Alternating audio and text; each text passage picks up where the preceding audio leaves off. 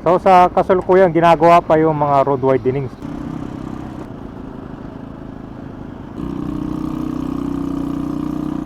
Good news sa mga dumadaan dito sa Open Canal Corner Malagasang, bukas na itong flyover. So bukod dito, i-update na rin natin itong Open Canal Road kasi dito nagkakaroon pa ng mga ongoing road widenings. So yung dating masikip at lubak-lubak na kalsada, malaki na yung pagbabago. Silipin din natin itong bagong Imo City Hall Complex. Ito yung town hall dito sa Cavite. So malapit siya dito sa Imus Boulevard at marami na rin mga commercial areas.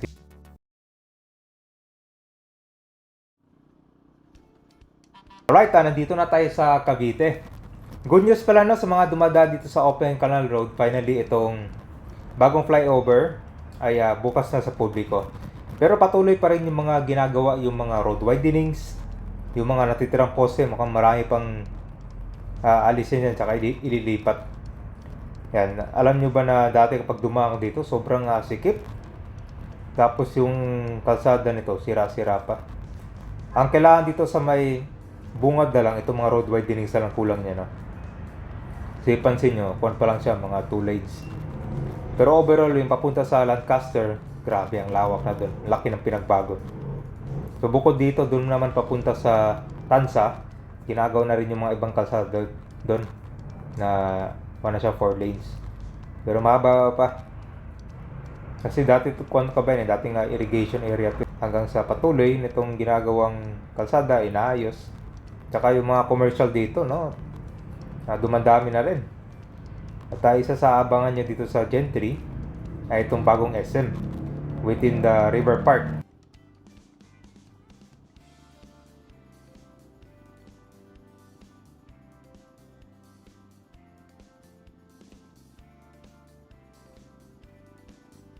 So ito pa yung itsura ng Open Canal Road lang. Medyo maalikabok lang dahil patuloy pa yung pagpapagawa nila. Katulad nito, bagong road widening naman. Tapos itong mga natitirang poste, ililipat na lang yan. So, ibig sabihin, kuha lang itong kalsada kabayan, kuha lang yan 2 lanes.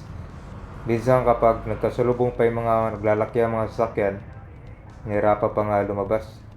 Napakadami ng mga sasakyan dumadaan dito. Simula dyan sa Arnaldo Highway, papunta dito sa may Aguinaldo Highway. Kaya naman talaga malaking tulong itong kalsada as an alternate.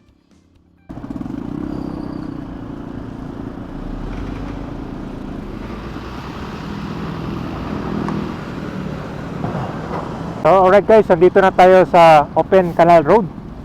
So good news, ito po yung partial opening ng Malagasang flyover. Nagsimula nung December last year lang.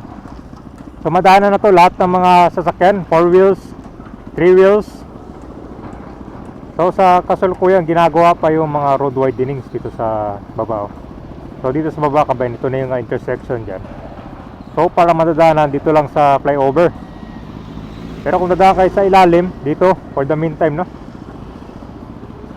So marami pang ginagawang mga ngayon, road works.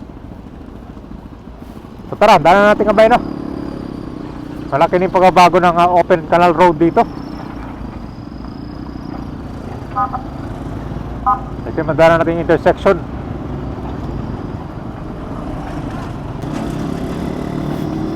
Itong flyover kabayan, marami nagsasabi baka daw matagalan itong flyover, no? Katulad nangyari dun sa Molino, nako, taon yung inabutan.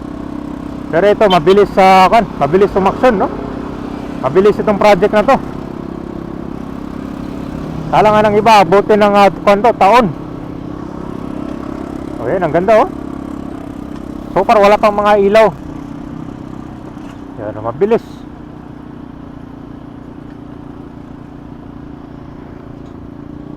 Yung mga dumadaan dito lagi sa Open Canal Road, malaki na pagbabago. Yung mga akalain na yung dating irrigation, nagiging main road na sa ngayon.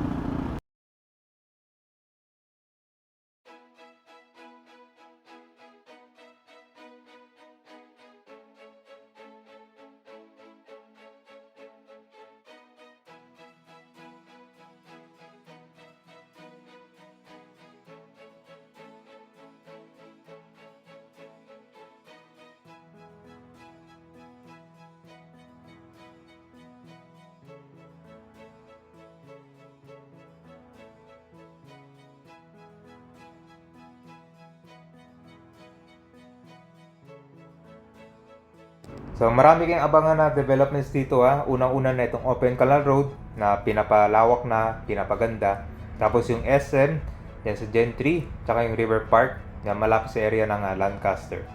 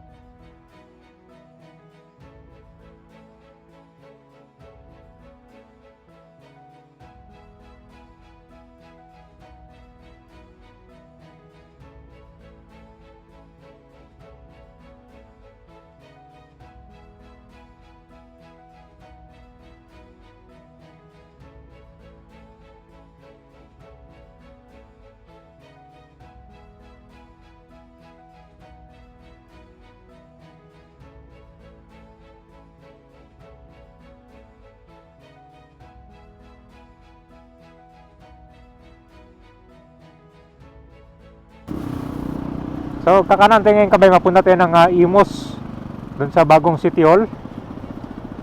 So meron na rin McDonald's doon, no? Bago tayo kakanan mapuntang Imus Boulevard. Grabe, no? Cavite is booming.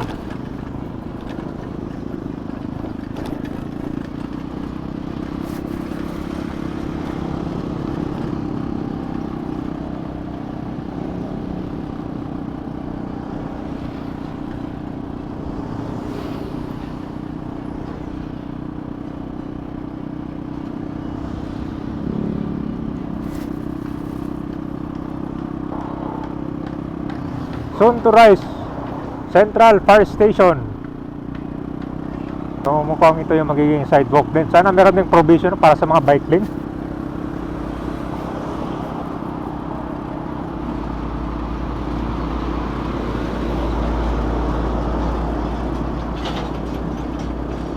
So dito ka ba, bago papunta sa Imus Boulevard, meron ng McDonald's. So kakanan tayo ngayon dito. Papunta rin to ng Evo City.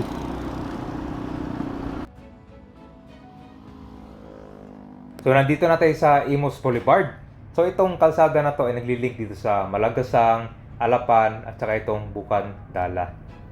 So stretching na mahigit 6 km. Itong Imus Boulevard, nandito na rin yung bagong Imus Government Center. At soon, mas marami pang mga panibagong mga business ang abangan nyo dito. May kita naman dyan malapit sa Imus Government Center kabay, meron ng mga panibago na. So kumbaga dito na yung panibagong business district dito sa Imus City.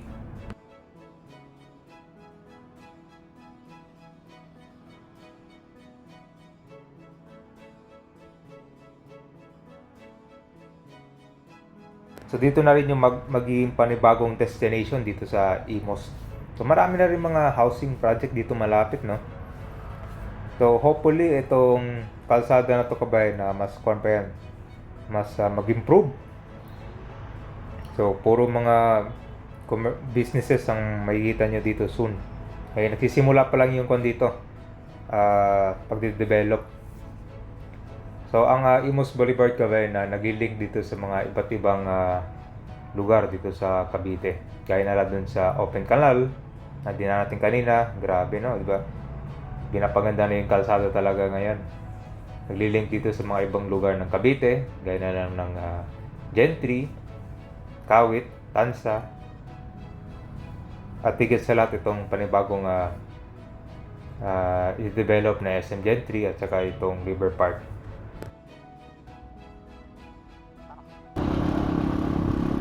Marami na mga dito, no? Mga fast food chain. At soon, marami din naman yung kabay, no? Puro mga bakanting lote pa lang yan, no?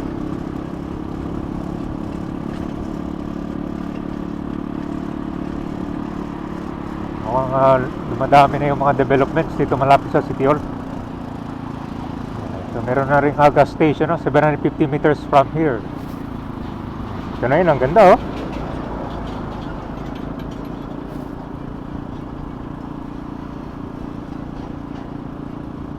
Tara, ikot tayo dito. Tour tayo sa loob.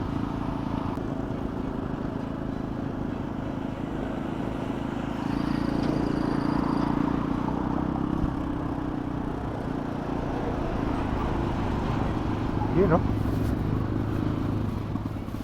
Lungsod ng Imos, lalawigang Cavite. Kita mo gano'ng kaganda ito sa baba kabayan. So meron siyang akong dito, parang ito yung waiting area nila.